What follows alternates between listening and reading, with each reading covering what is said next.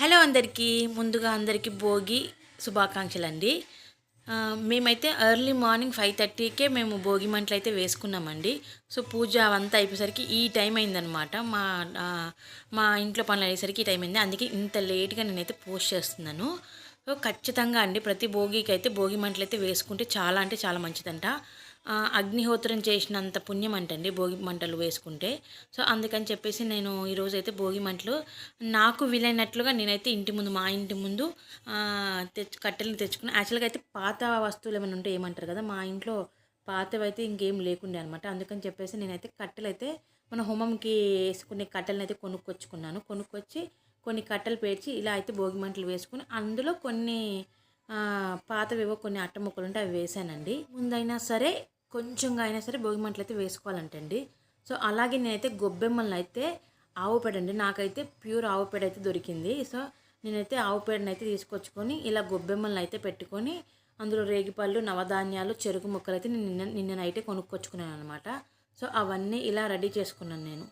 ఇలా రెడీ చేసుకొని గొబ్బెమ్మలను అయితే 5 గొబ్బెమ్మలు పెట్టుకుంటారండి ఖచ్చితంగా. 5 గొబ్బెమ్మలను అయితే ఇలా రెడీ చేసుకొని నేనైతే ఇలా వాటికి బొట్లు పెట్టుకొని ఇట్లా అలంకరించుకొని వాటిని అయితే నేను ముగ్గులో పెట్టుకోవడానికి అండి ముగ్గులో పెట్టుకోవడానికి అయితే ఇలా గొబ్బెమ్మలను అయితే రెడీ చేసుకున్నాను. నవధాన్యాలు, చెరుకులు ఇవన్నీ కూడా నిన్న నైట్ నేను షాప్కి వెళ్ళి తెచ్చుకున్నాను అనమాట. సో ఈ విధంగా నేను గొబ్బెమ్మలను రెడీ చేసుకొని ఇంకా పూలను కూడా అలంకరించుకొని నేనైతే ముగ్గులో అయితే పెట్టేశానండి. మీ ఇంట్లో ఏమేమి పిండి వంటలు చేశారండి భోగికి ఇంకా సంక్రాంతికి?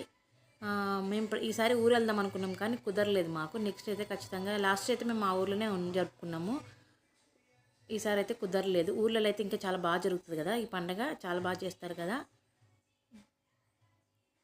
ఇదండి నేనైతే ఎర్లీ మార్నింగ్ లేసే ముగ్గు వేసుకున్నాను అనమాట. సో గొబ్బెమ్మల్ని ఇవన్నీ అయితే మేము అరేంజ్ చేసుకొని సో అగరబత్తీలు కూడా మేము అంటే గొబ్బెమ్మల్ని పూజించుకున్నాం. గొబ్బెమ్మలు అంటే భూమాత కదండి, అందుకని సో మేము అగరబత్తీలను పెట్టి పూజించుకుంటాం అనమాట. ఆ రోజు గొబ్బెమ్మలు కూడా పూజించుకుంటాను అనమాట.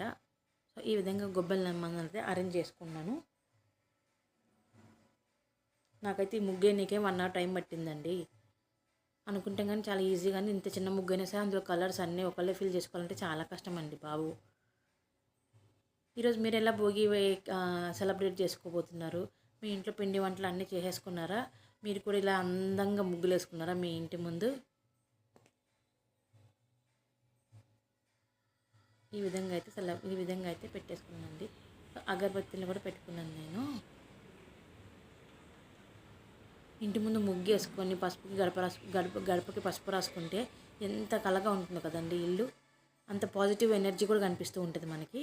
నేనైతే మార్నింగ్ 7:30 లోపే నా పూజ అయితే అయిపోయిందండి. నాకైతే చాలా ప్రశాంతంగా అనిపించింది. నేను యాక్చువల్గా చాలా డేస్ నుంచి నేను పూజ ప్రశాంతంగా చేసుకోలేకపోతున్నాను.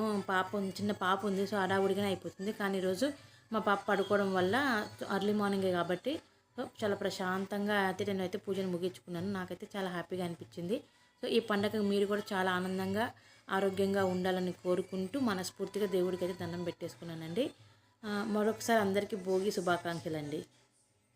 Thank you for watching.